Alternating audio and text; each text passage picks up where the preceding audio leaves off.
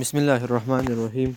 درنو دوستانو، السلام علیکم ورحمت الله وبرکاتو.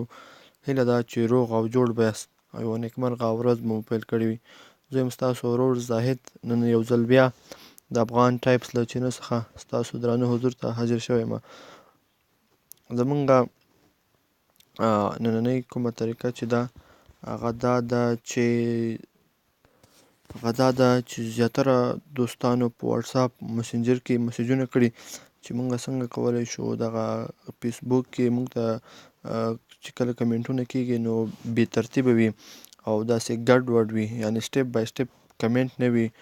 نو د هغه طریقه زه درته ښیم په دې ویډیو کې چې څنګه تاسو کولی شئ هغه برابر کړئ او ستاسو کمنټونه په ترتیب سره تاسو وګورئ. نو له هر څه نه مخکې تاسو که زموږ چینل سبسکرایب کړی نه وي سبسکرایب یې کړئ او ورسره څنګ کې د ګنټۍ نشان هم ووهئ تر څو زموږ هره ویډیو ستاسو درانه حضور ته مخکې له مخکې در ورسیږي. نو دوستانو، تاسو چې کله راسئ خپل د فیسبوک هغه اکاونټ کې دلته به تاسو راسئ اکاونټ سیټینګ ته.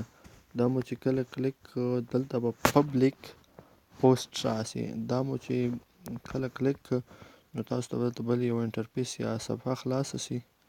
لږ ورته انتظار باسو تر څو دا د دې خلاص سوه. نو دوستانو دا دی دا خلاص سو. نو دغه ته کمنټ رینکینګ تاسو لیدلی شئ.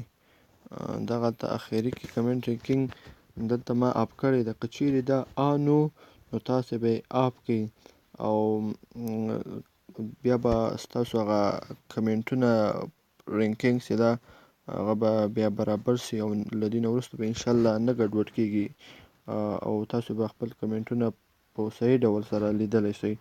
نو دغه یوه اسانه طریقه وه، یوه لنډه ویډیو وه. نو که ویډیو مو خوښه شوې وي لایک یې کړئ تر څو موږ ته نوره انرژي هم راکړي، تر څو تاسو ته نورې ویډیوګانې په مختلفو برخو کې جوړې کړو او ستاسو درانه حضور ته یې در وړاندې کړو.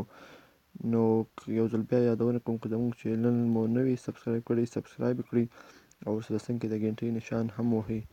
مننه.